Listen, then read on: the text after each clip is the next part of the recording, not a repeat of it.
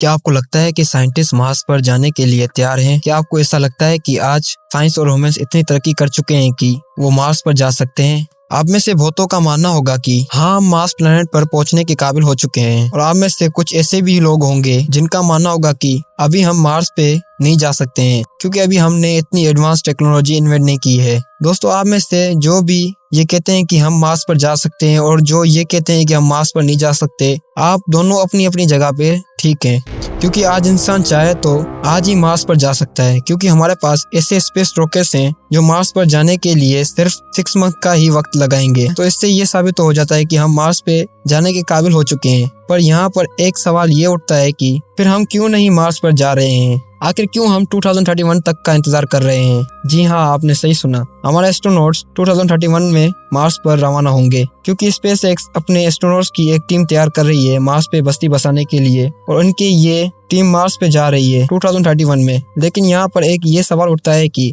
आखिर एस्ट्रोनॉट्स जल्दी क्यों नहीं जा रहे? क्यों 2031 में जाएंगे? आखिर ऐसी कौन सी मिस्ट्री है जो साइंटिस्टों को मजबूर कर रही है मार्स पर न जाने के लिए? दोस्तों, आप सबको लग रहा होगा कि हम आज के वक्त काफी ज्यादा एडवांस टेक्नोलॉजी में जी रहे हैं, क्योंकि आज जिस वक्त आप ये वीडियो देख रहे हैं तब 5 से ज्यादा एस्ट्रोनॉट्स स्पेस में मौजूद हैं। पर ऐसा नहीं है, हम अभी भी इतनी एडवांस सिविलाइजेशन नहीं है। पहला, 50 साल से वही स्पेस रॉकेट्स और इनकी कॉस्ट। दोस्तों, आप जानते हैं कि चांद पर जब ह्यूमंस गए थे तब से लेकर अभी तक इनको 50 साल होने वाले हैं, और जो रॉकेट 50 साल पहले यूज होते थे ऐसे ही रॉकेट्स आज भी यूज कर रहे हैं। हाँ, हम ये मानते हैं कि आज के यान और उस वक्त के यानों में काफी अंतर है, लेकिन आज भी साइंटिस्टों के लिए रॉकेट्स 1/10वां भाग ही रहने के लिए मिलता है, यानी 5वां हिस्सा, यानी बचा हुआ सारा भाग ईंधन से भरा होता है, क्योंकि अर्थ की ग्रेविटी की वजह से रॉकेट्स का सारा ईंधन यहीं खत्म हो जाता है। इसके बाद रॉकेट का आगे का हिस्सा स्पेस में आगे चला जाता है, और सिर्फ पीछे का बचा हुआ हिस्सा जलकर वापस कुछ मामूली टुकड़ों में राख हो जाता है, जिसे दोबारा यूज नहीं किया जा सकता। और इसीलिए स्पेस में रॉकेट्स भेजना बहुत ही ज्यादा कॉस्टली साबित होता है, क्योंकि दोबारा स्पेस में जाने के लिए हमें दूसरे रॉकेट्स की जरूरत होती है, और इसमें बहुत सारा पैसा खर्च होता है। इसीलिए साइंटिस्टों को ऐसे स्पेस रॉकेट्स की जरूरत है जो कम ईंधन में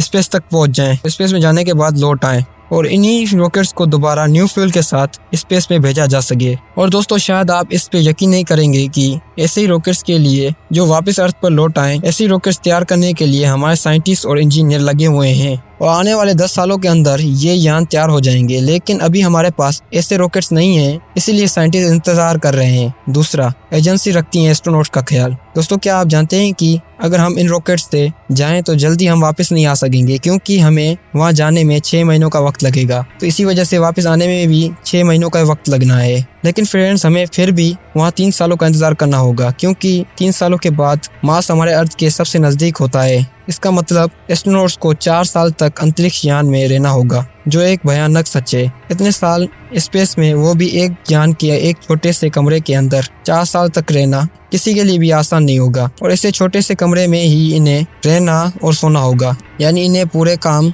एक ही कमरे में करने होंगे। पर इन 4 साल गुजरने के लिए पानी की काफी जरूरत पड़नी है, और 4 सालों के लिए पानी ले जाना बहुत ही मुश्किल है, और एक जैसे माहौल में कई सालों तक रहना डिप्रेशन बहुत ज्यादा बढ़ा देता है, और इससे एस्ट्रोनॉट्स को साइकोलॉजी और फिजिकल वीक करता है। तीसरा, बिना ग्रेविटी के कई सारी बीमारियां होती हैं। आप जानते हैं कि अगर हम कई सालों तक ग्रेविटी से दूर रहें तो हमारी बॉडी में कई तरह की बीमारियां हो जाती हैं, जैसे कि हड्डियों में कमजोरी आना, आंखों की रोशनी कम हो जाना, मसल का सही से काम न करना, और ऐसी बहुत सी वजहें हैं जो ग्रेविटी न होने की वजह से हमें फेस करनी पड़ेंगी। चौथा, खाने और पीने की कमी। दोस्तों, आपको इन 2 बातों पर यकीन होगा कि पहली, दोस्तों, एजेंसी ने 5 से 6 साइंटिस्टों को एक कमरे में बंद करके इन पर रिसर्च कर रहे हैं कि एक ही कमरे में कई वक्त तक रहकर कौन कौन सी बीमारियों का सामना करना पड़ सकता है। 5वां, मार्स पर उतरना। दोस्तों, हम मान लेते हैं कि अभी के स्पेस रॉकेट्स से हम मार्स पर पहुंच भी जाते हैं, लेकिन यहाँ पर एक बहुत बड़ा खतरा ये है कि हम मार्स पर सही सलामत नहीं उतर पाएंगे, क्योंकि आज तक जितने भी मार्स पे यान उतारे गए हैं, ये भेजे गए सभी यानों में से सिर्फ 3% ही है, यानी कि बहुत कम यान ही मार्स पर उतर पाए हैं।